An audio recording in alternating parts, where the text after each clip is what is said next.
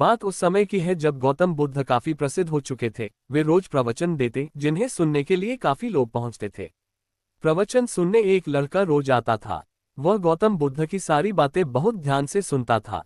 काफी दिनों तक प्रवचन सुनने के बाद एक दिन उस लड़के ने सोचा कि मैं प्रवचन तो रोज सुन रहा हूँ, लेकिन मेरे जीवन में कोई बदलाव नहीं आ रहा है। बुद्ध बातें तो अच्छी बताते हैं, लेकिन कुछ लाभ नहीं हो रहा है। मुझे इस बारे में बुद्ध से बात करनी चाहिए। अगले दिन वह लड़का बुद्ध से बात करने की इच्छा लेकर पहुंच गया। बुद्ध का प्रवचन शुरू हुआ और वे कह रहे थे कि अगर कोई व्यक्ति हम पर गुस्सा करता है तो वह हमसे ज्यादा खुद का नुकसान करता है। अगर हम भी दूसरे के गुस्से का जवाब गुस्से से ही देते हैं तो हम खुद का नुकसान कर लेते हैं। बुद्ध की ये बातें सुनते ही वह लड़का खड़ा हो गया और कहने लगा कि तथागत, मैं बहुत दिनों से आपके प्रवचन सुन रहा हूँ, लेकिन मेरे जीवन में तो कोई बदलाव ही नहीं आया है। मुझे तो प्रवचन सुनने से कोई लाभ नहीं हो रहा है। बुद्ध ने अपने प्रवचन बीच में रोके और उस लड़के की बात सुनने लगे। जब वह लड़का चुप हो गया तो बुद्ध ने उससे पूछा कि तुम कहाँ रहते हो। लड़का बोला कि मैं श्रावस्ती में रहता हूँ। बुद्ध ने कहा कि श्रावस्ती से यहाँ तक की दूरी कितनी होगी और यहाँ आने में कितना समय लगता है। उस लड़के ने बुद्ध की बातों का उत्तर दिया तो बुद्ध ने फिर पूछा कि यहाँ आते कैसे हो।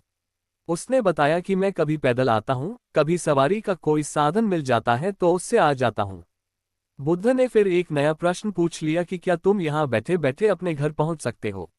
ये प्रश्न सुनकर वह लड़का और वहाँ बैठे सभी लोग हैरान हो गए। लड़के ने कहा कि ये कैसे संभव है, मैं बैठे बैठे कहीं और नहीं पहुँच सकता। इसके लिए तो मुझे ही चलकर जाना होगा। बुद्ध ने कहा कि तुम्हारी बातों में ही तुम्हारे प्रश्नों का उत्तर है।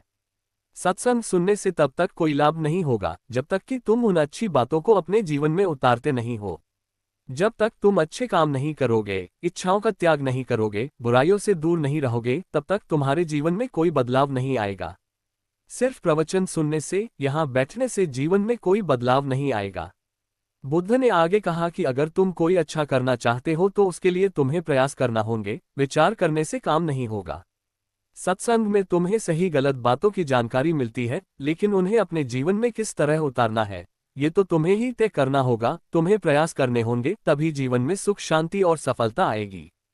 सत्संग करते रहने से हमारी बुद्धि पवित्र रहती है और हमारा मन गलत बातों से बचा रहता है। अगर हम सत्संग नहीं करेंगे तो हमारे विचार भटक सकते हैं।